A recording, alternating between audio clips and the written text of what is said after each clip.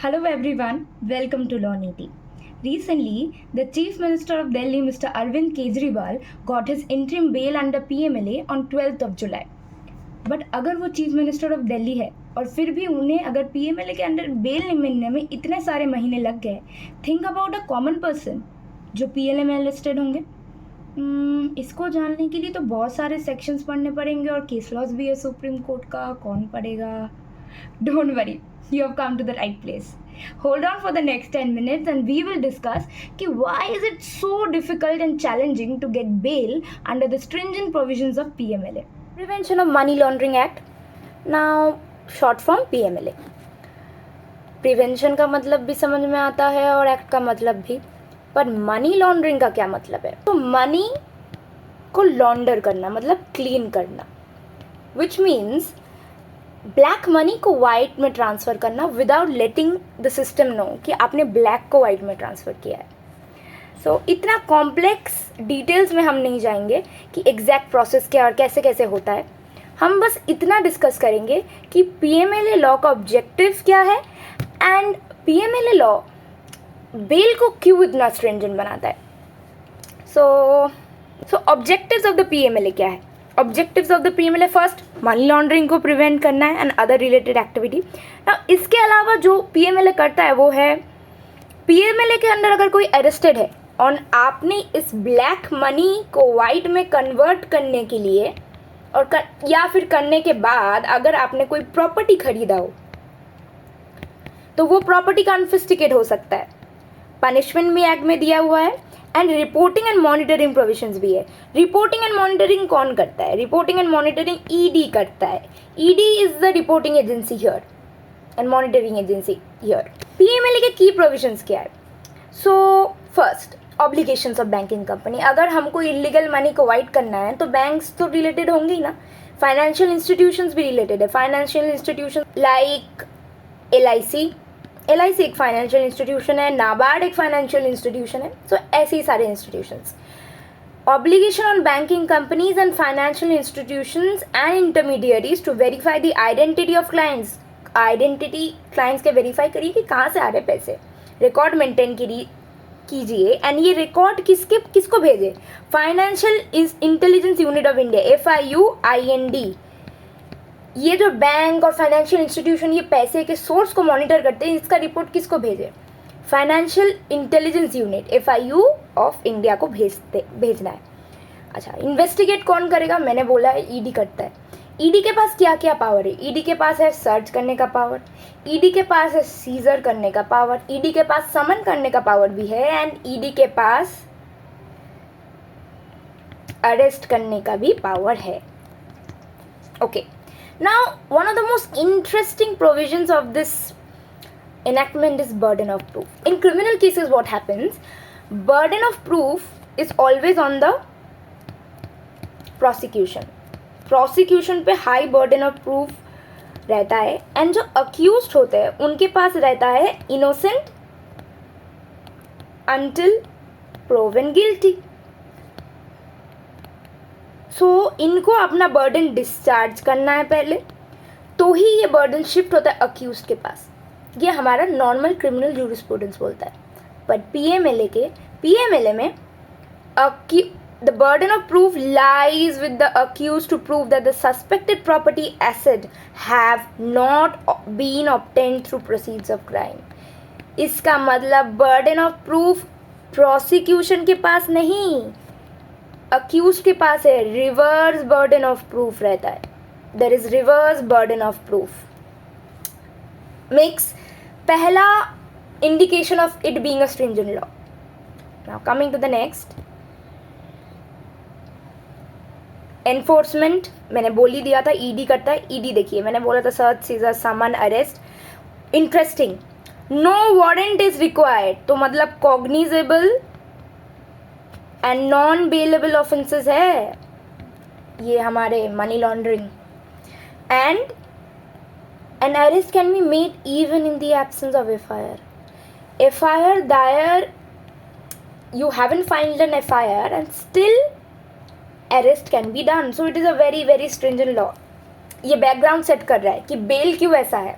अगर अरेस्ट में FIR file करने की ज़रूरत नहीं, वारंट नहीं चाहिए, ईडी के पास इतना वास्ट पावर है कि वो सर्च, सीजर, समन और अरेस्ट कर सकता है, तो बेल तो स्ट्रिंजेंट होना ही था। अच्छा, बेल किस प्रोविजन में डील करता है? सेक्शन 45(1) ऑफ पीएमएलए बेल के बारे में डील करता है ना। बेल में क्या कंडीशंस है? कंडीशंस ऑफ बेल क्या है? इसको ना हम फेमसली कहते हैं, आप किसी भी केस लॉ पढ़ लीजिए पीएमएलए के बेल प्रोविजंस के ऊपर, उसको बोलते हैं twin conditions of bail. Twin conditions क्या है? Suppose you have applied for bail under PMLA. What happens? The first condition which needs to be satisfied, public prosecutor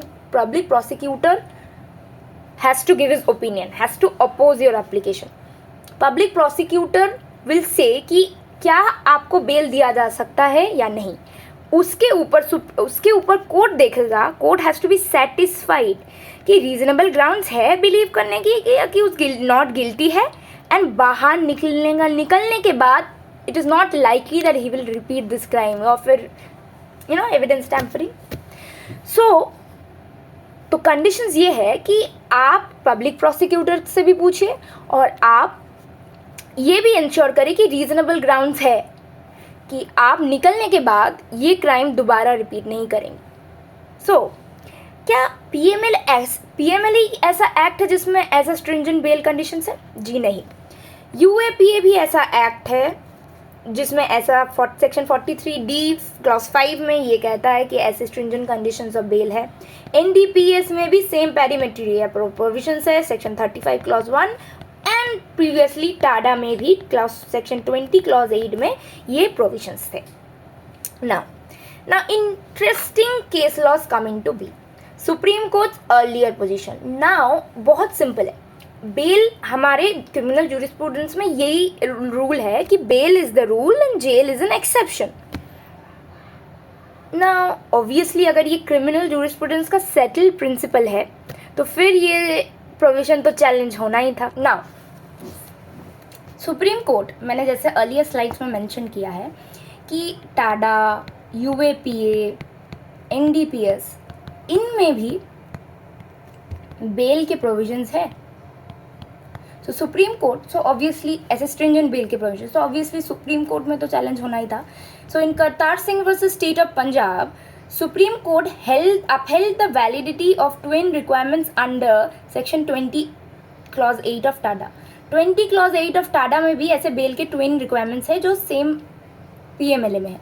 supreme court ने इसको upheld किया, but क्यों upheld किया, that is more important. Supreme court ने बोला एक interesting observation जो बहुत इंपॉर्टेंट है इस बेल जूरिस्प्रूडेंस को अंडरस्टैंड करने के लिए।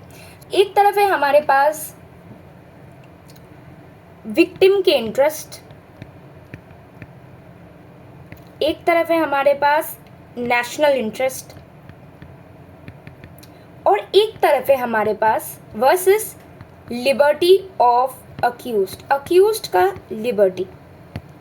तो अगर इन दोनों में हमें बैलेंस करना है ना, तो हमें ऑब्वियसली विक्टिम का इंटरेस्ट और नेशनल इंटरेस्ट ही चूज करना है।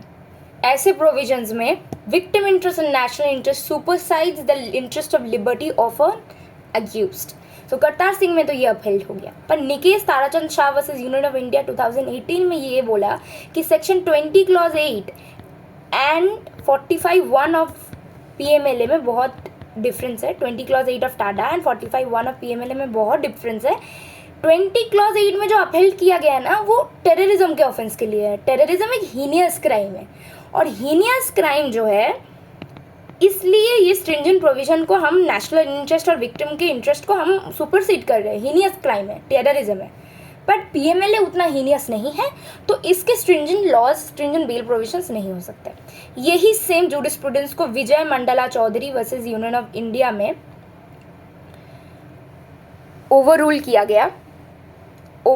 गया एंड बोला नहीं, पीएमएलए देश का मनी है, the countries national interest is related to this financial institution, this is financial systems. It will have these money, if it is laundered, it will have a direct impact on the financial system of the country, affect the sovereignty and integrity of the country. So आप कैसे बोल सकते हो कि heinous crime नहीं है? ये heinous crime है, and इसलिए 45(1) unconstitutional नहीं है, constitutional है। So Vijay Mandla Chaudhary versus Union of India is a landmark case on PMLA, and जैसे जब भी PMLA मेंशन करेंगे ना आप कि PMLA, ऐसे ही बोल देना कि विजय Mandla Chaudhary was seen on a wheel. इतना याद होना चाहिए केस लॉ, बहुत लैंडमार्क है. So implication of the judgement तो बहुत सिंपल था. इनोसेंस तो ओवरटर्निंग प्रिजम्पशन ऑफ इनोसेंस है. Accused is not innocent. आपको प्रूव करना है कोर्ट के सामने कि या तो पब्लिक प्रोसिक्यूटर आपके फेवर में बोले या कोर्ट को लगे रीजनेबल ग्राउंड्स है तो ही आपको बेल मिल सकता है. सो इनोसेंट आप बिल्कुल नहीं है. बेल के स्टेज में आपको आपका केस इतना स्ट्रॉन्ग करके सबमिट करना है कि आपको बेल मिले. केस जीतना तो बात की बात है, पर बेल मिलने में भी आपको बहुत डिटेल्ड अपने फेवर में एविडेंसेस देना होगा कि कोर्ट को ये रीजनेबल लगे कि हाँ आप बाहर जाके ये दूसरी बार क्राइम नहीं करेंगे. So it's huge burden at the bail stage only. So jail is the rule and bail is the exception here. Supreme Court reasoning also I have mentioned कि stringent bail conditions है, balance कर रहे interest जो आपको मैंने समझाया, constitutional validity Vijay Mandla Chaudhary versus Union of India.